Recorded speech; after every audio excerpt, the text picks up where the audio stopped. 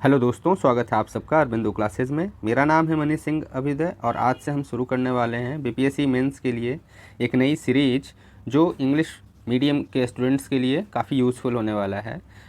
यह सिर्फ civil services नहीं, इवन सीडीपीओ के लिए भी यह इक्वली इम्पॉर्टेंट होगा। तो सीरीज शुरू करने के पहले आज का टॉपिक है इंडो पैसिफिक इकोनॉमिक फोरम। यह एक करंट अफेयर्स का टॉपिक है और मैंने इंटेंशनली करंट अफेयर्स को ही उठाया है सबसे पहले मेंस के टॉपिक्स को कवर करने के लिए, क्योंकि यदि हम देखें तो GS1 में जो सेकंड सेक्शन है, सेकंड वाला पोर्शन, वहाँ हमें 3 सवाल करने होते हैं जो करंट अफेयर्स से रिलेटेड होते हैं। 3 सवाल का मतलब हो गया 114 number. Each question consist of 38 marks. And जब हम सेकंड पेपर की बात करते हैं, GS2 की बात करते हैं, तो यहाँ जो थर्ड सेक्शन है यानी कि साइंस एंड टेक वाला सेक्शन जिसमें स्पेस और डिफेंस भी आ जाता है, यहाँ 36 नंबर के हमें 2 सवाल देखने को मिलते हैं, मतलब कुल 72 नंबर, यानी कि 114 in the first paper, 72 marks in second paper. So total sums up to 186 marks. यह टोटल 186 मार्क्स सिर्फ करंट अफेयर से ही होते हैं। और यदि हम बात करें तो GS पेपर 2 के इकोनॉमी सेक्शन में भी मोस्ट ऑफ द टाइम्स ऐसा पाया गया है कि अब जो इकोनॉमिक सर्वे है और बजट है उससे रिलेटेड सवाल भी पूछ लिए जाते हैं। सो वहाँ भी 3 सवाल में आप 1 से 2 सवाल आप रख सकते हो करंट अफेयर से आ रहे हैं। सो बहुत ज़्यादा इंपॉर्टेंट हो गया आज के टाइम में current affairs, not just for prelims, also for mains. हाँ, और एक बात संभावित है कि अगस्त में एग्ज़ाम हो 67th का, तो मैं यह नहीं कह रहा आपको प्रीलिम्स पे फोकस नहीं कर रहा है, वो बहुत इंपॉर्टेंट है। प्रीलिम्स होगा तभी आप मेंस लिख पाएंगे, यही अक्सर लोगों का लॉजिक होता है। लेकिन यदि आप चाहते हैं कि आपका यह प्रीलिम्स आखिरी प्रीलिम्स हो आपका और आप इसमें एक बेहतरीन रैंक ला के क्वालिफाई करें, ऐसा ना हो कि इस बार कुछ रैंक ख़राब आ गई फिर अगली बार लगे पड़े हैं इसी साइकिल में। यदि आप ऐसा नहीं चाहते तो आपको आज से ही मेंस की तैयारी भी साथ साथ करनी चाहिए। आपका इंटीग्रेटेड अप्रोच होना चाहिए। एक दिन के कुछ समय आपको प्रीलिम्स के लिए, तो एक नियत समय आपको मेंस के लिए भी देना होगा। और हर किसी की अपनी अपने शेड्यूल हो सकता है, आप अकॉर्डिंगली तय कर लीजिए आपको प्रीलिम्स पे कितना ध्यान देना है, मेंस के ऊपर कितने देर टाइम देना है। बट हाँ, किसी भी हालत में ना आपको प्रीलिम्स को इग्नोर करना है और ना ही मेंस को। तो आइए शुरू करते हैं हम आज का topic, Indo Pacific economic framework for prosperity. इसे हम शॉर्ट में IPEF भी बोलते हैं। एंड आज के इस टॉपिक में हम क्या क्या कवर करने वाले हैं, तो यह टॉपिक न्यूज़ में क्यों आया, इसके बारे में हम जानेंगे। बेसिक्स, IPEF के 4 बेसिक पिलर्स कौन कौन से हैं, सिग्निफिकेंस क्या है इसका ग्लोबली और with respect to India also, India के लिए कंसर्न ये कौन कौन से पैदा कर रहा है, इश्यूज़ क्या हैं इंडो पैसिफिक इकोनॉमिक फ्रेमवर्क के साथ, एंड US इसे प्रमोट क्यों कर रहा है इतना, और फाइनली हम देखेंगे कि हम अपने आंसर को कंक्लूड कैसे करेंगे। तो मैं आपको IPEF से रिलेटेड जितने भी मैटर्स हैं टिल नाउ, मैं ये सारी चीज़ें आपके साथ डिस्कस करूँगा। एग्ज़ाम में आपके पास जो प्रश्न पत्र आएगा उसमें एक बिल्कुल ही अलग सवाल होगा। यदि वो IPEF से होगा तो आपको जो मैं यहाँ मटेरियल दूंगा, इसी मटेरियल को अकॉर्डिंगली आप यूज़ करेंगे। अब हम देख लेते हैं यह टॉपिक न्यूज़ में क्यों था। अभी हाल में ही US लेड इस इकोनॉमिक ग्रुपिंग की शुरुआत की गई थी क्वाड मीटिंग के दौरान, जो जापान में संपन्न होता है, और यहाँ 4 जो मेंबर कंट्रीज हैं वह आते हैं। यह 4 मेंबर कंट्रीज जो क्वाड के हैं, जापान, US, इंडिया और ऑस्ट्रेलिया है। ये चारों तो जमा हुए ही थे, इनके अलावा इन्होंने कुछ और देशों को भी इस मीटिंग में बुला लिया जो कि इंटरेस्टेड थे इस रीजन में, इंडो पैसिफिक रीजन में। ऐसा कहा जा रहा है कि चाइना का जो भी इन्फ्लुएंस है ना, वो इंडो पैसिफिक में बहुत ज़्यादा बढ़ गया है। चाहे आप देखें वो सिक्योरिटी के मामले में हो, ट्रेड के मामले में हो, बिजनेस हो, कुछ भी हो, चाइना इस रीजन को डोमिनेट कर रहा है। तो हम ऐसा नहीं चाहेंगे कि यह पूरा रीजन जो है सिर्फ एक कंट्री के इन्फ्लुएंस में हो। बहुत ज़्यादा इन्फ्लुएंस बढ़ जाने पे क्या होगा, प्रॉब्लम्स क्रिएट होने लगेगा। ऑलरेडी प्रॉब्लम्स हो रहा है, वो पूरे साउथ चाइना सी को चाइना समझता है कि यह मेरा ही है ना। तो आगे देखते हैं। ये देखिए इंडो पैसिफिक रीजन है। यह रीजन हाल के दिनों में यह एक जोग्राफिकल कंस्ट्रक्ट है जिसे बनाया गया। पहले इसे हम एशिया पैसिफिक रीजन के नाम से जानते थे, लेकिन अब इंडियन ओशियन और इधर जो ये पैसिफिक ओशियन है इक्वली पूरे वर्ल्ड पॉलिटिक्स में डोमिनेट कर रहे हैं, इसलिए इस रीजन को ही एक अलग नाम दे दिया गया। इवन यूएस में आप देखेंगे इंडो पैसिफिक रीजन के लिए एक अलग से उनके यहाँ एक डिपार्टमेंट होता है। लेकिन आपको बता दें चाइना आज भी इस रीजन को, जिसे दुनिया इंडो पैसिफिक रीजन कहती है, इसे वह एशिया पैसिफिक ही कहता है। वह इसे इंडो पैसिफिक कहना पसंद नहीं करता, शायद वो इंडिया का नाम इसमें जो आ रहा है इससे उसे परहेज होगी। खैर आगे हम देखते हैं अबाउट आईपीएफ।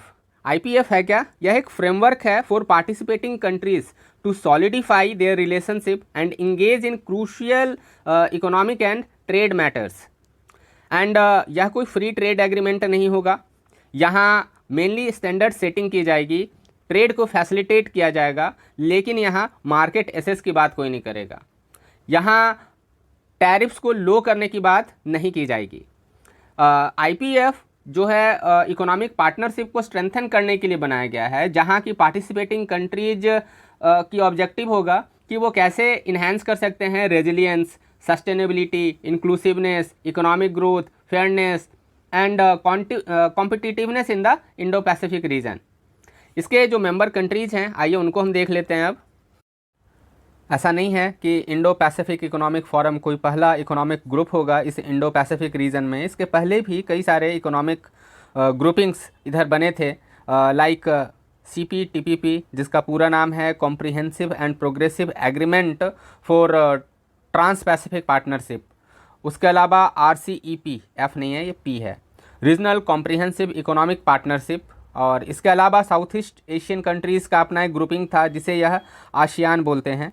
तो ये जितने भी आपको एस्टेरिस्क मार्क जो कंट्री हैं ये सारे आसियान के देश हैं। तो आप देखेंगे कि ये सारे जो भी ग्रुपिंग्स थे इनमें कहीं ना कहीं कुछ कमोबेश रहा था। और आपको बताएं ये CPTPP बनने के पहले ट्रांस पैसिफिक पार्टनरशिप की बात चल रही थी और इसमें USA भी पार्टनर बनने वाला था, एक मेंबर कंट्री बनने वाला था, लेकिन डोनाल्ड ट्रंप ने USA को इससे बाहर निकाल लिया।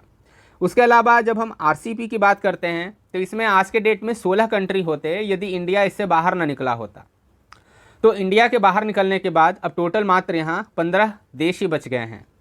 और IPEF में टोटल 14 मेंबर कंट्रीज़ हैं। तो आइए हम इनका टोटल जो कंट्री हैं उनका नाम देख लें। United states, India, south Korea, Japan, Australia, New Zealand, Singapore, Brunei, Malaysia, Vietnam, Philippines, Thailand, Indonesia and Fiji.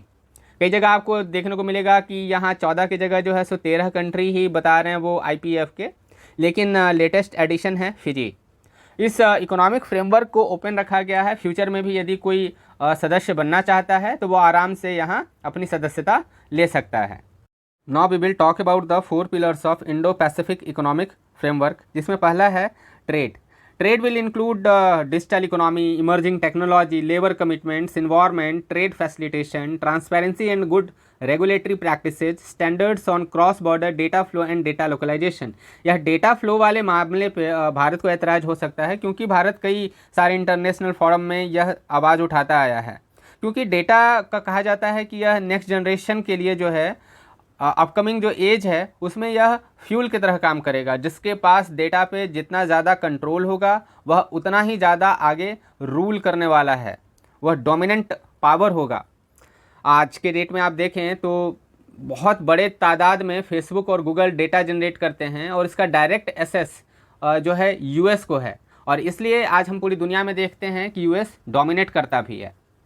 दूसरा हम देखें तो सप्लाई चेन रेजिलियंसी इनका दूसरा मेन पिलर होने वाला है। Supply chain resiliency is to develop a first of its kind supply chain agreement that would anticipate and prevent disruptions. और यह डिसरप्शंस हमने देखा था कोविड पैंडेमिक के दौरान, जिसमें पूरी दुनिया में ट्रेड बंद हो चुका था, हर कुछ थम चुका था और जो ज़रूरत की चीज़ें थी वह एक देश से दूसरे देश में पहुंच नहीं पा रही थी।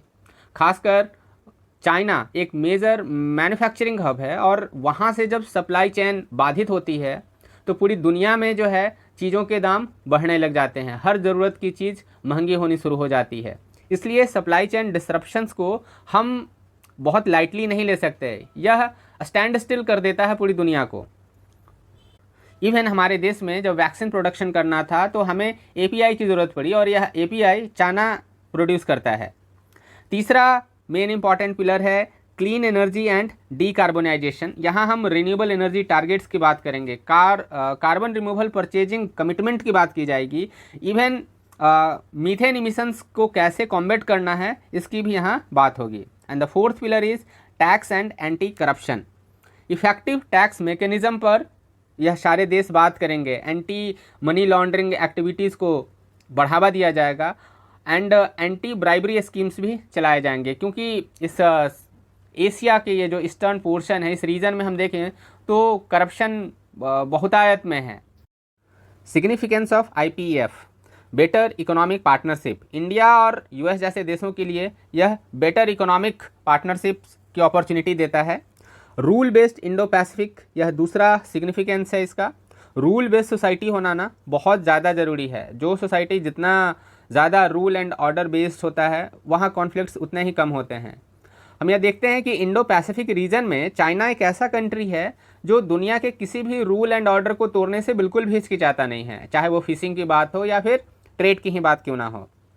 हम इसका तीसरा सिग्निफिकेंस देखते हैं कि सप्लाई चेन को मोर रेजिलिएंट बनाने पे यह जोर देता है, और यह इसके बारे में अभी हमने डिस्कस भी किया है। काउंटरिंग चाइना, इसको तो हम शुरू से ही डिस्कस अभी कर रहे हैं कि आईपीएफ का एक मेन मुद्दा मोटो ही यही आप देखेंगे इनडायरेक्ट तरीके से यही है कि चाइना को हमें काउंटर करना है इंडो पैसिफिक में। क्योंकि चाइना आप देखेंगे तो इस पूरे रीजन में ना, चाहे वो किसी एग्रीमेंट के थ्रू हो, डायरेक्ट हो या फिर इनडायरेक्ट तरीके से, किसी भी देश में अपने यहाँ के मैन्युफैक्चर्ड माल को डंप करने से बिल्कुल हिचकिचाता नहीं। स्ट्रेंथनिंग पार्टनरशिप ऑन की ग्लोबल इशूज़, इस पूरे रीजन की एक आवाज़ हो सके, इसके लिए भी आईपीएफ एक बेहतर फ्रेमवर्क हमें देता है। आगे हम देखते हैं significance of IPF for India. वो तो हमने ग्लोबल लेवल पे बात की, अब ये भारत के लिए क्यों सिग्निफिकेंट है यह हम देख लेते हैं। पार्टिसिपेशन इन रीजनल ट्रेड, अभी आरसीईपी से बाहर निकलने के बाद हम देखते हैं कि इस पूरे साउथ ईस्ट एशिया रीजन हो या ईस्ट एशिया, इस पूरे रीजन में जो ट्रेडिंग अरेंजमेंट था उसमें भारत की प्रेजेंस नहीं अभी रह गई थी। तो यह जो फ्रेमवर्क है आईपीएफ, यह हमें अपॉर्चुनिटी देता है to keep our presence in Asian trading arrangement. The next one is align to domestic requirement. IPF non specific and flexible nature का है और इसलिए यह हमारे डोमेस्टिक रिक्वायरमेंट को सूट भी करता है। आरसीईपी से हम बाहर इसलिए निकले थे क्योंकि वह हमारे डोमेस्टिक रिक्वायरमेंट को सूट नहीं कर रहा था। हमारे किसान इस बात को लेकर परेशान थे कि कहीं ऑस्ट्रेलिया और न्यूजीलैंड अपने यहाँ के दूध दही हमारे यहाँ ना बेचना शुरू कर दें। एंड भारत के लिए एक चिंता का विषय यह भी था कि उस ग्रुपिंग में चाइना था, जो कि बहुत एग्रेसिवली अपने सामान को बेचना जानता है। The third significance of IPF for India is better economic opportunity. चूँकि इस ग्रुप में चाइना नहीं है, so it is outside the influence of China and इसलिए हम यहाँ बेहतर इकोनॉमिक अपॉर्चुनिटीज़ देखते हैं। The next one is topic is concerns for India. यह ग्रुपिंग हमारे लिए किस तरह से कंसर्न्स कुछ पैदा करता है। इस ग्रुपिंग का एक स्टेटेड ऑब्जेक्टिव है कि हम डिजिटल इकोनॉमी के रूल्स को परस्यू करेंगे एंड स्टैंडर्ड्स ये तय करेंगे cross border data flow and data localisation को लेके। और यह एक ऐसा मुद्दा है, जैसा कि मैंने पहले भी बताया, जिसको कि इंडिया हमेशा से अवॉइड करता रहा है। यह डेटा फ्लो और डेटा लोकलाइजेशन पे नहीं चाहता कि कोई दूसरा देश, कोई दूसरा ग्रुप हमें डिक्टेट करे।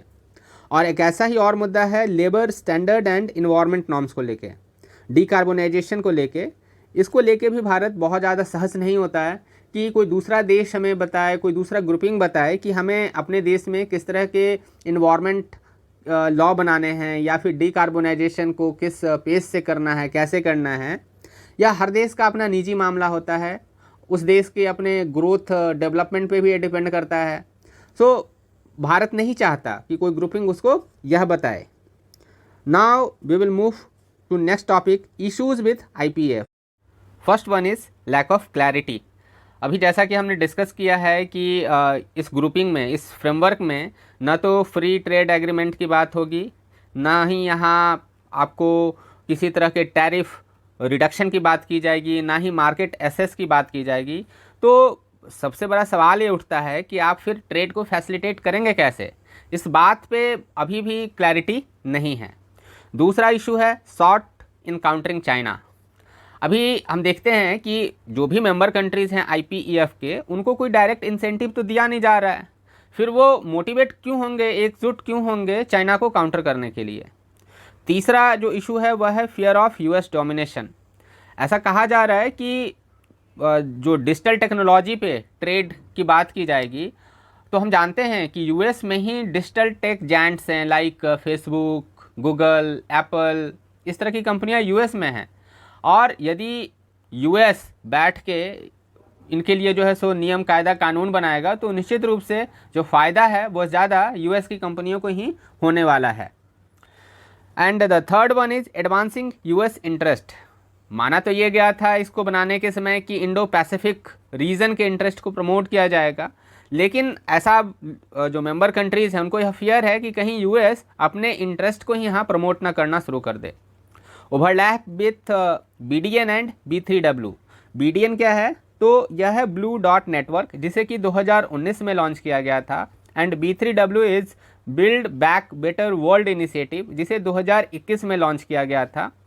तो IPEF के लॉन्च होने के पहले यह दोनों बॉडीज़ या कह लीजिए आप ग्रुपिंग लॉन्च किए गए थे, लेकिन उन्होंने कुछ खास ऑब्जेक्टिव्स अचीव नहीं किए, जबकि IPEF के जो ऑब्जेक्टिव हैं, जो इसका जो कॉन्सेप्ट है वो ऑलरेडी इन दोनों में इंक्लूडेड है। BDN एंड B3W में IPEF के कॉन्सेप्ट ऑलरेडी इंक्लूडेड हैं, बट वक्त गुजरने के साथ इन्होंने कुछ टेंजिबल अभी तक आउटपुट नहीं दिया है। The sixth one is possible violation of WTO rules.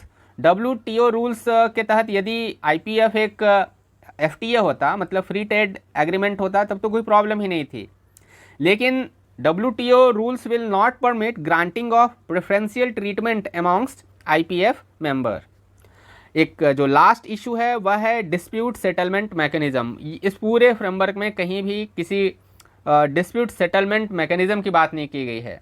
और एक बड़ा सवाल यह भी है कि आखिर यदि कोई डिस्प्यूट सेटल भी करना हो तो किस तरह के डिस्प्यूट को यहाँ सेटल किया जाएगा। Why is the US promoting this bloc? यह एक बहुत बड़ा सवाल है कि आखिर US इस ब्लॉक को प्रमोट क्यों कर रहा है। तो आज हम पाते हैं कि US की नज़र आज भले ही इंडो पैसिफिक रीजन पे हो, लेकिन इससे पहले US का मोस्ट जो फोकस हुआ करता था वह अटलांटिक रीजन में ही था। अटलांटिक में भी मेनली यूरोप में वह फोकस किया करता था। लेकिन अब दुनिया का शिफ्ट जो है, ग्लोबल शिफ्ट अब एशिया की तरफ हो गया है, इसलिए US भी अब आज से दशकों पहले अपना एक प्रोग्राम लॉन्च किया था, जिसको यह पिवोट टू एशिया प्रोग्राम कहते हैं। और इस प्रोग्राम के तहत ही IPEF इनका एक इम्पॉर्टेंट इनिशिएटिव है। CPTPP से बाहर जाने के बाद US एशिया के किसी भी मेजर ट्रेड अरेंजमेंट में नहीं रह गया था, तो वह अपनी प्रेजेंस को बनाए रखना चाहता था, और इसलिए भी IPEF को लॉन्च किया गया। जियोपॉलिटिकल एज देता है यह US को, क्योंकि इस ग्रुप में चाइना इंक्लूड नहीं है। यह एज और भी असरदार होता यदि यहाँ ताइवान को इंक्लूड कर लिया जाता। ताइवान चाइना की दुखती नब्ज़ है और उसको दबाना बहुत ज़्यादा ज़रूरी है। डिस्पाइट रशिया यूक्रेन वॉर, अब अभी आप सब जानते हैं कि रशिया और यूक्रेन के बीच जो लड़ाई चल रही है, इसके लिए कहीं ना कहीं बहुत हद तक US भी जिम्मेदार है। और यह लड़ाई इतनी लंबी इसलिए भी खिंच गई कि क्योंकि इसको जो है US और यूरोप जो है पूरा फंड कर रहा है। तो US यह चाहता है कि दुनिया यह न समझ बैठे कि रशिया यूक्रेन वॉर के चक्कर में कहीं USA चाइना को तो नहीं भूल गया, और इसलिए भी इसने IPEF को लॉन्च किया। अब हम आगे देख लेते हैं वे फॉरवर्ड। आपको अपने जवाब में वे फॉरवर्ड भी लिखना होता है।